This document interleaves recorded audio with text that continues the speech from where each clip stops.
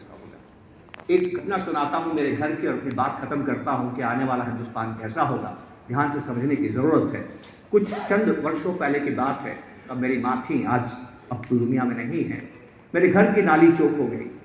अब नाली चौक हो जाती है तो आप घर में कुछ काम नहीं कर सकते हैं, बाथरूम को इस्तेमाल नहीं कर सकते हैं, किचन को इस्तेमाल नहीं कर सकते हैं। मेरी पत्नी बहुत चिंतित हुई। उसने घर में हमें जो सफाई में मदद करता है उसको फ़ोन किया। उसका भाग्य अच्छा था कि वो 10 मिनट में आगे आसपास रहा होगा। फटाफट वो साइकिल से पहुंचा और कहा कि मैडम क्या है, क्या तकलीफ है कि ये नाली ब्लॉक हो गई है, अभी साफ कर देता हूँ। और 15 मिनट में उसने नाली को साफ कर दिया। और साफ करने के बाद बोलता है, हाथ वाथ धोने के बाद, मैडम 500 रुपये।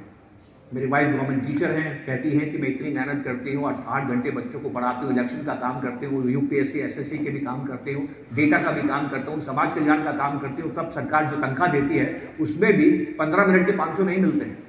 और तुम्हें 15 मिनट में इस काम के 500 रुपये चाहिए, तुम 200 रुपये ले लो, वो वाजिब है। वो कहता नहीं, लगेंगे तो 500 रुपये ही लगेंगे। उनकी बहस सुन के मेरी माँ बाहर आती है। मेरी माँ पूछती है, बहू क्या हुआ? तो मेरी पत्नी कहती है कि माँ ये आयत है और उन्होंने नाली साफ की और 500 रुपये मांग रहे हैं। माँ नाली को देखती है, फिर उसकी शक्ल देखती है और मेरी पत्नी से कहती है, वैसे तो इस काम का वाजिब कीमत 20 रुपया है, पर तूने 200 बोला है तो 50 दे दे। तो 50 दे दे। अब मैं इस बहस में मत जाइए कौन सही है कौन गलत है, वो बहस बेमानी है, ठीक है। अब वो बहस कर रहे हैं, इतने में मेरा बेटा कॉलेज से आ गया। बेटा तुरंत समझ गया क्या हो रहा है। बेटा मेरी माँ अपनी माँ का हाथ पकड़ के घर के अंदर लेके जाता और कहता, माँ एक बात बताओ, ये 10 मिनट में आ गया, नहीं आता तो क्या तुम दिन भर कुछ काम कर सकती थी? तुम्हें कितना तनाव होता था? क्या तुम्हारे पास दूसरा विकल्प है? क्या तुम ये खुद काम कर सकती थी? मेरी पत्नी ने कहा, नहीं मैं कुछ भी नहीं कर सकती थी, और वो नहीं आता तो बहुत दिक्कत हो जाती। तो वो कहता है, माँ आपको कितनी शांति उसने दी है, उसको आप 500 रुपये भी दीजिए और 50 की टिप भी दीजिए। अब मेरे घर में 3 जनरेशन है। मैं इस बहस में नहीं जाना चाहता कि कौन सही है कौन गलत है। मैं सिर्फ आपको एक बात कहना चाहता हूं, आप 2025 में निवेश कर रहे हैं। 2030 का हिंदुस्तान, 2035 का हिंदुस्तान, 2040 का हिंदुस्तान मेरे बच्चे के कंधे पे निर्भर करता है कि माँ के कंधे पे। ये समझने की बात है। मेरी माँ तो दुनिया में। आप आने वाला समय कैसा देखते हैं, इसके लिए आपको बड़ों को नहीं देखना। हम सभी अपने वक्त में जीते हैं दोस्तों, हम सभी अपने वक्त में जीते हैं।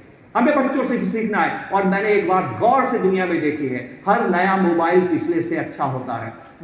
तो हमारे बच्चे हमसे ज़्यादा होशियार हैं, इस बात से सावधान रहिए। आपको नॉर्मली लगता है कि नहीं हम ज़्यादा समझते हैं बच्चों से, ऐसा नहीं है। उनके पास हमारी समझ तो है ही, और उनके पास बहुत ज्ञान भी है। तो हिंदुस्तान की जीडीपी ग्रोथ रेट क्यों होगी, मैंने अपने बच्चे से सीखी है। वो खर्च करता है, दिल खोल के खर्च करता है। मैं कहता हूँ, बेटा ऐसा खर्च मत किया कर, ये बुरी बात है। एक दिन बुलाया, 15 मिनट का भाषण पिलाया। देख मेरी जिंदगी से सीख, मैं क्या करता हूँ, पैसा बचाता हूँ और निवेश करता हूँ, पैसे से पैसा बनाने की कोशिश करता हूँ। वो मुझे कहता है, पिताजी मेरा 15 मिनट का भाषण सुनने के बाद में ईमानदारी से एक बात का जवाब दीजिएगा। मैंने कहा, हाँ बेटा बोल, ये जो आपने पोर्टफोलियो बनाया है और जैसी आपकी जीने की आदतें हैं, ये आप खर्च कर पाएंगे क्या? ये भी मुझे ही करना है। उसने गलत बोला या सही बोला?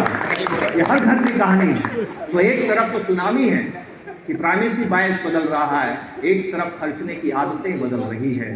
बताइए आने वाला हिंदुस्तान कैसा होगा? फैसला आपका, चिंतन आपका, मनन आपका। नमस्कार, जय।